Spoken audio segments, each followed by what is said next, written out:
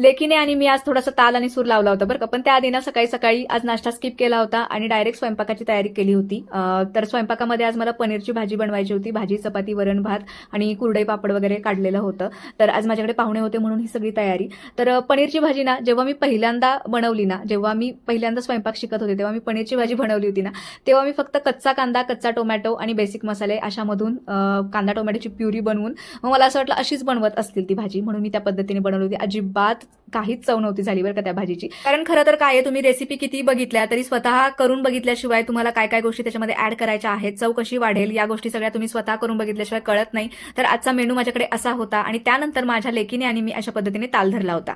1 जा 2, 2 2 जा 4, 2 3 जा 6, 2 4 जा 8, 2 5 जा 10, 2 6 जा 12, 2 7 जा 14, 2 8 जा 16, 2 9 जा 18, 2 10 जा 20. तर ज्या कोणी आया आहेत त्यांना कळलंच असेल आपल्याला अधूनमधून असा ताल आणि सूर लावावाच लागतो.